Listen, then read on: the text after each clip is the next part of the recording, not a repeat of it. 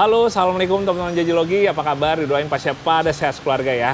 Jadi hari ini kita udah kembali ada di bengkel Java Fabrication di daerah Gunung Sindur.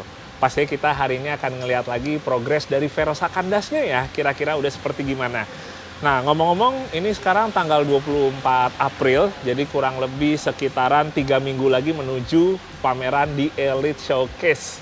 Jadi sisa waktu itu yang akan dimanfaatkan pasti sebaik-baiknya ya oleh Om Yudi dan tim dari Java Fabrication untuk bisa menyelesaikan Verosa kandasnya. Itu dia, ada di belakang teman-teman. Tapi sebelumnya pengen muter sedikit dulu teman-teman, karena kemarin juga banyak yang penasaran, pengen tahu progres beberapa mobil yang ada di sini seperti gimana. Seperti misalnya TAF pickup ya, yang ada di depan saya ini. Nah, kurang lebih udah seperti ini. Udah makin kebentuk dan makin sangar ya teman-teman ya kelihatannya ya. Begitu kita geser ke samping, bagian belakang memang ini masih belum dilanjut untuk si pickupnya. Sebenarnya bukannya belum dilanjut ya, belum dinaikin lagi. Posisinya ini masih di bawah untuk si tray-nya atau si flat deck-nya. Nah, kurang lebih seperti itu. Wah. Kita balik lagi ngelihat ke bagian depan. Yang saya suka sekarang udah kepasang winch. Ini winchnya adalah red winch yang double motor teman-teman. Wah, ini ukurannya lebar banget ya. Winchnya boleh dibilang sekarang juga salah satu winch yang banyak orang pakai untuk kompetisi. Dan begitu ditaruh di TAF ini, lumayan banyak bagian dari grill TAF-nya yang kecoak. Tapi keren sih, tetap dipertahanin, tulisan Daihatsu-nya nggak sampai hilang ya. Karena ini jadi salah satu yang menurut saya bikin identitas TAF-nya itu tetap kental, tetap ketahuan lah gitu. Hehehe. Terus kalau kita lihat dari samping, wah ini ternyata cukup masuk ke dalam. Ini oke banget nih teman-teman. Jadi kalau kita bikinnya nggak terlalu tonggos ya atau maju ke depan, dia itu untuk approach angle-nya itu benar-benar bagus. Malah kalau kita lihat nih, biar sejajar, biar ngitungnya enak, bannya kurang lebih boleh dibilang hampir paling depan di antara si moncong mobil TAF-nya. Ya walaupun tetap agak lebih panjangan sedikit bagian si sasisnya ini sama dudukan winch, tapi tetap pada intinya ini approach angle-nya sangat tinggi sekali. Jadi buat dipakai off-road benar-benar oke banget ya. Kayak misalnya untuk ngelewatin tiba-tiba ada tanjakan terjal gitu, depannya udah pasti aman. Hehehe. Kemudian kita coba geser lagi ke bagian interiornya. Ini udah mulai dipasangin jok core view. Wah, ini dia. Asik banget nih. Kanan kiri sama. Sementara di bagian dalam sini kita lihat si instrumen panelnya bawaan TAF tetap dipakai, tapi sisaannya lain udah dibikin aluminium. Nah, kurang lebih seperti itu. Nah, terus bagian kiri ada satu hal yang menarik teman-teman. Kalau kalian lihat, ini sepertinya kayak si over fendernya kayaknya masih tetap bawaannya standar TAF, tapi sebenarnya ini udah dipanjangin. Ini ada garisan di sini. Ini adalah gabungan dari 2 buah over fender TAF. Jadi 2 buah digabung supaya bisa dapat over fender yang lebih panjang. Karena dia sebenarnya ini dari ujung sini ke ujung sininya udah lebih panjang dari asli ya teman-teman. Maklum ya, buat ngakomodir ban ukuran 37, jadi mau nggak mau ini dicolak abis dan di bagian sini dipanjangin. Tapi logikanya karena ini dipanjangin juga, pastinya ada penyesuaian lagi ya. Kayak misalnya di fendernya sini, dia akan dicolak lagi, dirapin lagi, dibentuk ulang lagi supaya benar-benar nantinya, apalagi udah dicat, kelihatan factory gitu ya, kayak emang keluaran dari pabrikan udah seperti ini. Kita geser ke sini teman-teman. Yang ini adalah mobil Honda Nova yang dibangun oleh Java Fab full. Kalau kalian lihat menjadi tubular ya. Bagian lantainya bahkan udah keangkat semua. Ini juga bagian bodinya walaupun body shell-nya tetap ada yang asli, tapi sebagian lagi itu bakal diganti oleh karbon. Nah, kalau kalian lihat di sini, ini konstruksinya benar-benar apa ya? Kayak saya bukan ngelihat sebuah kerjaan yang dikerjakan di Indonesia. Walaupun bukan berarti nggak ada, cuma hitungannya itu kan masih belum banyak sekali gitu. Ya pastinya ya kalau ngomongin harapannya nantinya bengkel di Indonesia makin banyak yang berkembang, minimal kita ngelihatnya jadi tuh bisa kayak di bengkel-bengkel luar. Nggak cuma dari pekerjaannya aja, tapi misalnya kerapian atau kebersihannya itu pasti pada seneng juga ya kita sebagai customer untuk datangnya kalau misalnya emang bengkelnya buat ditongkrongin enak lah gitu. Nah ini yang menarik teman-teman, dia konstruksinya itu kan udah full tubular ya, full space frame semua nih gitu. Bagian belakang dia pakai sistem suspensinya itu cantilever, jadi nanti shocknya posisinya tidur di sini. Mungkin teman-teman pernah lihat di beberapa mobil off-road ya di luar, biasanya di Amerika atau kayak supercar gitu, ada yang modelnya dia cantilever gitu. Jadi nanti pakai shock coil over yang modelnya miring, tidur di sini teman-teman. Asik banget konstruksinya. Hihi. Nah sekarang teman-teman, saatnya untuk kita ngeliat kira-kira udah sejauh mana progres dari Verosa kandasnya. Tapi sebelumnya saya pengen kasih lihat ini di depan saya. Ini ada bagian dari inner fender ya, atau spakbor yang ada di bagian depan Verosa.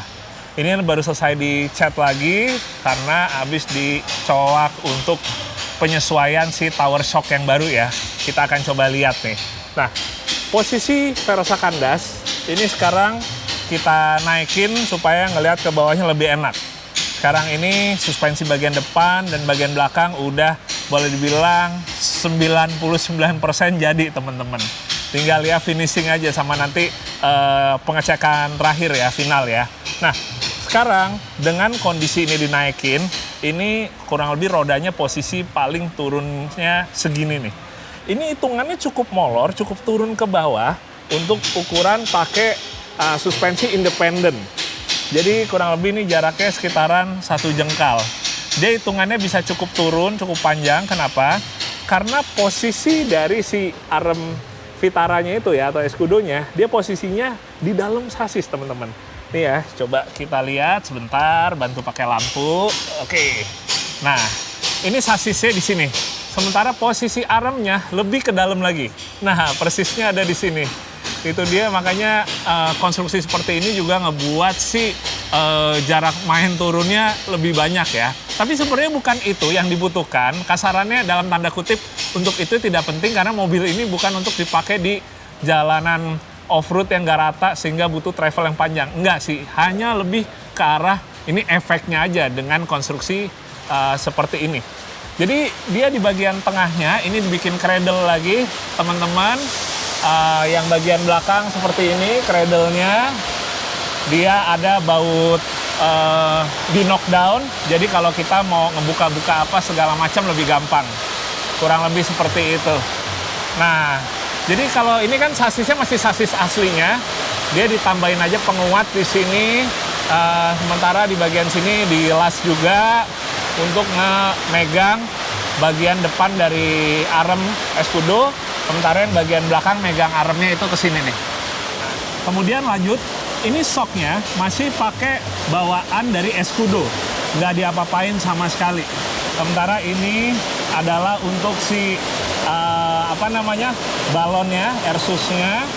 Sementara yang uniknya, sekarang steeringnya itu menggunakan steering dari BMW E36. Modelnya rack steer teman-teman, ini dia, modelnya rack steer seperti ini. Jadi dengan diubah jadi independen, kita steering aslinya itu udah nggak bisa dipakai.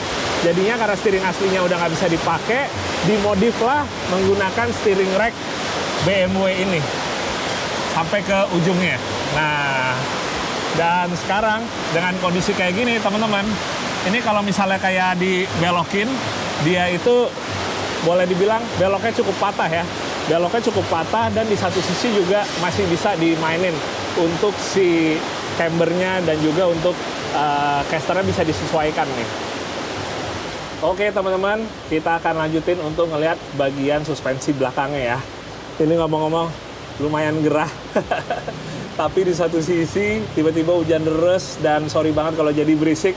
Cuma kayak kalau misalnya ditunda atau keburu kesorean banget, takutnya malah jadi banyak yang ketinggalan nih ya progres dari Verosanya, karena udah tinggal 2 minggu lagi hitungan bersih, jadi tiap hari ini banyak yang dikejar.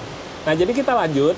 Buat suspensi yang belakang, ini juga boleh dibilang udah selesai. Hampir selesai ya, tinggal finishing aja. Bagian belakang kayak waktu itu saya bilang, modelnya itu pakai yang jenisnya parallel link. Jadi ada 2 buah link arm kecil atas bawah, kanan kiri sama, tapi yang bedanya ada tambahan arm yang melintang nih, yang belum dicat ini nih teman-teman. Dari ujung kanan ke bagian ujung kiri arm yang sebelah kiri depannya ya teman-teman ya. Nah ini dengan kondisi kayak gini, ini bagian sasis jadi nggak ada yang dicoak sama sekali teman-teman. Posisi untuk balonnya ada di situ, sementara dia untuk as couple-nya juga aman semuanya, nggak ada yang perlu disesuaikan dengan spesifik ya. Sejauh ini juga buat knalpotnya, walaupun mana ya ini dia, walaupun masih belum kepasang, tapi nantinya untuk knalpot akan kita buang ke sebelah kiri. Jadi knalpotnya nggak sampai ke belakang. Dan yang menarik ya teman-teman, kondisi suspensi depan belakang saat full kandas itu tetap bisa kita gunakan jalan normal dengan layak gitu, dengan proper, jadi nggak mental-mentul gitu ya. Jadi sasis full, nggak ada yang diapa-apain. Fender, kolong spakbor juga nggak aman, maksudnya kayak masih boleh dibilang fendernya masih perawan gitu, tapi tetap bisa full kandas dan tetap bisa dijalanin. Itu dia sebenarnya yang jadi target dari si Verosa kandas ini teman-teman. Oke, saya pindah keluar dulu ya.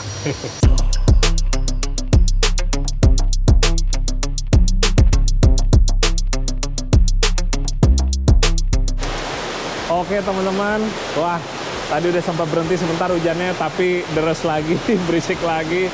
Mohon maaf, mungkin kalau jadinya videonya kali ini singkat aja dan mungkin banyak gelapnya, tapi semoga tetap bisa berkesan dan minimal teman-teman bisa tahu ya jadinya progresnya sejauh ini gimana untuk Verosa.